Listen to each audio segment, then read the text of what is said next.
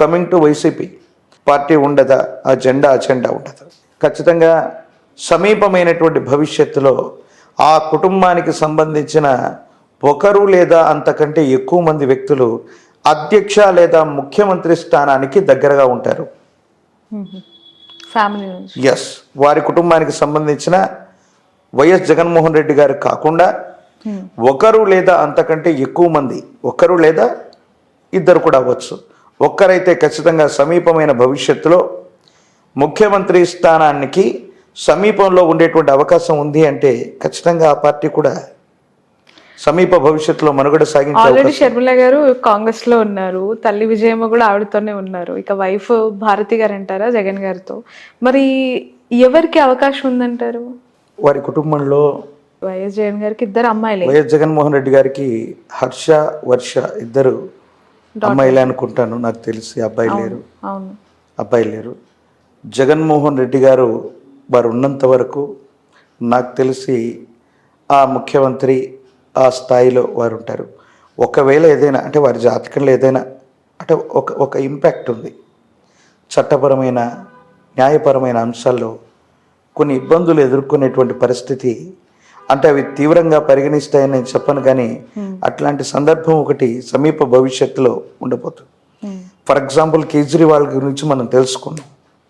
కేజ్రీవాల్ గారు ఆల్రెడీ వారు ఢిల్లీ రాష్ట్రానికి ముఖ్యమంత్రిగా ఉండగానే లిక్కర్ స్కామ్లో ఆయన మీద కొన్ని ఆరోపణలు వస్తే కొంతకాలం వారు రిమాండ్లో ఉన్నటువంటి సందర్భంలో వారు ఇన్ఛార్జ్గా ఆ ముఖ్యమంత్రి పదవిని లేదా ఎవరికైనా ఇవ్వాలని కొంత ప్రయత్నం చేశారు, అది జరగలేదు కానీ చేశారు. అలాంటి సందర్భం వస్తే మాత్రం నాకు తెలిసినంత వరకు వారి కుటుంబ సభ్యుల్లో భారతి గారు మొదటి ప్రాధాన్యత. ఎవరు పొద్దున షర్మిల గారు కూడా ఆ బాధ్యతలు స్వీకరించడానికి సిద్ధంగా ఉండేటువంటి అవకాశం ఉంది. వైఎస్ఆర్ కాంగ్రెస్ పార్టీకి సమీపమైన భవిష్యత్తు బాగుంది. ఇప్పుడప్పుడే ఇబ్బందులు, సమస్యలు, ప్రతిబంధకాలు వచ్చేటువంటి అవకాశం లేదు.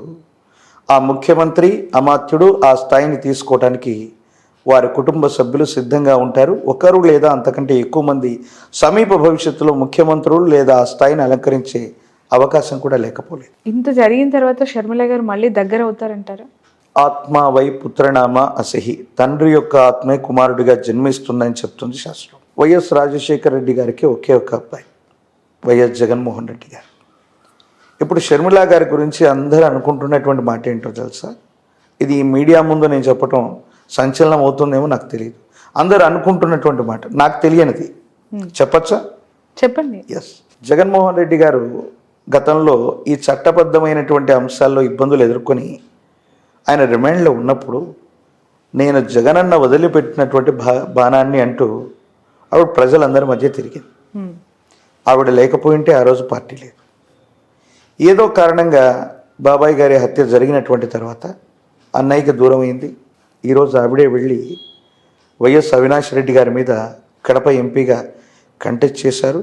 అందరూ అనుకుంటున్నటువంటిది ఏంటంటే వైఎస్ షర్మిల గారు కనుక సునీత గారితో లేకపోయి ఉంటే సునీత గారు తెలుగుదేశాన్ని ప్రత్యక్షంగా ఏమైనా సపోర్ట్ చేసి ఉండేవాళ్ళేమో. ఓకే, ఆ సందర్భంలో జగన్మోహన్ రెడ్డి గారికి విపరీతమైనటువంటి ఇబ్బంది ఎదుర్కొనేటువంటి పరిస్థితి. షర్మిల గారు ఏ ప్రణాళికతో అక్కడికి వెళ్ళారో సునీత గారిని తెలుగుదేశం పక్షం వైపు కాకుండా కాంగ్రెస్ వైపుగా మళ్లించారు. దేశ పరిస్థితులను బట్టి ఈరోజు బీజేపీ అందరూ అనుకుంటున్నారు చాలా సులభంగా హ్యూజ్ మెజార్టీతో 400 సీట్లు 500 సీట్లు, కానీ రేపు పొద్దున జరగకపోవచ్చు. సమీప భవిష్యత్తులో ఈరోజు బీజేపీ అధికారంలో ఉన్నా లేకపోయినా కాంగ్రెస్ పార్టీ మళ్ళీ ఈ భారతదేశ చరిత్రలో అతి సమీప భవిష్యత్తులో ప్రధానమంత్రిగా కొలువుదీరే అవకాశం. ఉత్తరాన ఉన్నట్టి వంశంబు దేశాన్ని పెక్కేండ్లు పరిపాలించేను, ఇది బ్రహ్మంగారి యొక్క కాలజ్ఞానంలోని వాక్యం. వారి కుటుంబ సభ్యుల్లో చివరి వంశాంకురం ఉన్నంత వరకు భారతదేశానికి అధ్యక్ష పీఠం లేదా ప్రధానమంత్రి స్థితిలో వాళ్ళే ఉంటారు.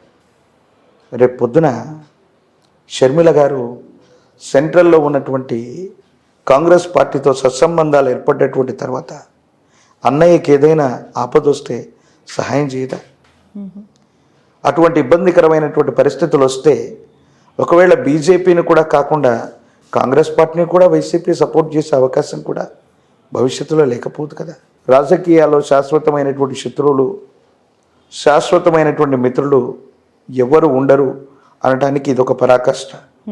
ఇలాంటి సంఘటనే అంబానీ గారి విషయంలో వైఎస్ రాజశేఖర రెడ్డి గారు ఉన్నప్పుడు ఒక గ్యాస్ ఇండస్ట్రీకి సంబంధించి గ్యాస్ లైన్కి సంబంధించినటువంటి ఒక విషయంలో వాళ్ళిద్దరి మధ్య తీవ్రమైనటువంటి వాగ్వాదం జరిగిందనో తేడాలు వచ్చాయని మనం చెప్పుకున్నాం. మరి వైఎస్ జగన్మోహన్ రెడ్డి గారు ఇదే ఆంధ్రప్రదేశ్ నుంచి వారికి సంబంధించిన అత్యంత సన్నిహితుడైనటువంటి వ్యక్తిని రాజ్యసభకు పంపించిన దాఖలాలు కూడా మనం చూస్తున్నాం. కాబట్టి శత్రువులుగా భావించేటువంటి వ్యక్తులు బయట వాళ్ళ మధ్య ఈ విధమైన కోఆర్డినేషన్ ఉన్నప్పుడు సొంత కుటుంబంలో అన్నా చెల్లెళ్ళుగా ఉన్నటువంటి వీళ్ళిద్దరి మధ్య కూడా సమీప భవిష్యత్తులో మళ్ళీ మైత్రి కుదరచ్చు, మళ్ళీ కలిసి ప్రయాణం చేయొచ్చు. ఇప్పుడు కూడా దాన్ని ఏమంటారంటే రాజకీయ ప్రత్యర్థులు మాట్లాడుతున్న మాట, షర్మిల గారు జగన్మోహన్ రెడ్డి గారు ఒకరికొకరు సహకరించుకుంటున్నారేమో అనుకునేటువంటి వాళ్ళు కూడా ఈ కూటమిలో లేకపోలేదు. సో సునీత గారు బయటకు వచ్చి జగన్మోహన్ రెడ్డి గారి మీద వారి మీద నిజంగా ఒక ఆడబిడ్డ, మన ఇంటికి సంబంధించిన ఆడబిడ్డ కన్నీళ్లు కార్చటం, జనాల మధ్యలోకి వెళ్ళి న్యాయం చేయమని అడగటం, ఇవన్నీ కూడా కొంచెం ఆయన విజయాన్ని ఖచ్చితంగా కాంప్లికేటెడ్ చేస్తాయి. సులభంగా గెలవవలసిన పరిస్థితి నుండి గెలుస్తామో లేదో అన్నటువంటి పరిస్థితికి రావడానికి there is a main factor వారి యొక్క సహోదరులే కారణం. అది సునీత గారు అవ్వచ్చు. వైఎస్ షర్మిల గారు గనక అడ్డుపడకపోతే, సునీత గారు గనక పొరపాటున తెలుగుదేశం పార్టీ నుంచి పులివెందల నుంచి ఎమ్మెల్యేగా కంటెస్ట్ చేసుకుంటే పరిస్థితులు మరో విధంగా ఉండేవి, చాలా ఇబ్బందికరమైనటువంటి పరిస్థితుల్లోకి వెళ్ళిపోయేవి. కానీ దేశకాలమైన పరిస్థితులే కాదు, జ్యోతిష్య శాస్త్ర ప్రకారంగా ఎవరి జాతకంలో ఉన్న గ్రహగతులు మనల్ని అట్లా నడిపిస్తూ ఉంటాయి, అంతే. మీరు అంటున్నారు 3.5 years ఉండొచ్చు అంటున్నారు. అటు టీడీపీ పరిస్థితి, నెక్స్ట్ చంద్రబాబు నాయుడు గారు ఏజ్ అవుతోంది, ఆయనకి అనేక హెల్త్ ఇష్యూస్ అని చెప్తున్నారు కదా. Who will be the next leader for TDP అంటే ఏం చెప్తారు? యాజ్ వెల్ వైసీపీ సమీప భవిష్యత్తులో తెలుగుదేశం పార్టీకి సంబంధించిన ఆవిర్భావ దినోత్సవం ఆ లగ్నాన్ని తీసుకుంటే వారికి సంబంధించినటువంటి ఆ పార్టీకి 4 దశాబ్దాల యొక్క చరిత్ర, 40 సంవత్సరాల యొక్క చరిత్ర ఉంది. నేను ఇప్పుడు చెప్తున్నాను, అప్పుడు చెప్తున్నాను, రాబోయేటువంటి 3-4 సంవత్సరాల్లో తెలుగుదేశం పార్టీకి సంబంధించిన జెండా లేదా అజెండాలో సమూలమైనటువంటి మార్పులు ఏవైనా ఖచ్చితంగా జరగబోతున్నాయి.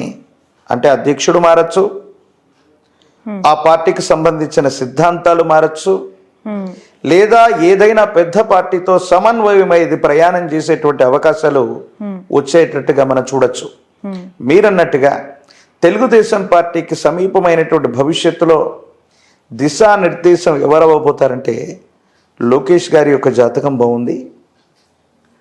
వారు ఆంధ్రప్రదేశ్లోనే కాదు, ప్రత్యేకించి ఈ తెలుగుదేశం పార్టీ అందరూ అనుకుంటూ ఉంటారు, ఒకవేళ టీడీపీ వచ్చినా ఒకవేళ రాకపోతే పార్టీ ఉండదు, ఇబ్బంది అవుతుంది, మరొకటి అవుతుంది. అలా జరుగుతుందని నేను అనుకోను. కానీ తెలుగుదేశం పార్టీకి సంబంధించిన జెండా లేదా అజెండా అంటే దేశకాలమాన పరిస్థితులే కాదు, జ్యోతిష్యపరమైనటువంటి పరిభాషలో నేను చెప్తున్నాను. తెలుగుదేశం పార్టీకి సంబంధించిన జెండా లేదా అజెండా మారే అవకాశం ఉంది. వేరొక పార్టీతో సమన్వయం అవటమో, వాళ్ళతో కలిసి పనిచేయటమో, అది విలీనమా మెర్జా అన్నటువంటి విషయం నాకు తెలియదు. కానీ సమీప భవిష్యత్తులో తెలుగుదేశం యొక్క పరిస్థితులు అలాగా ఉండబోతున్నాయి అనటంలో ఎటువంటి సందేహం కూడా లేదు.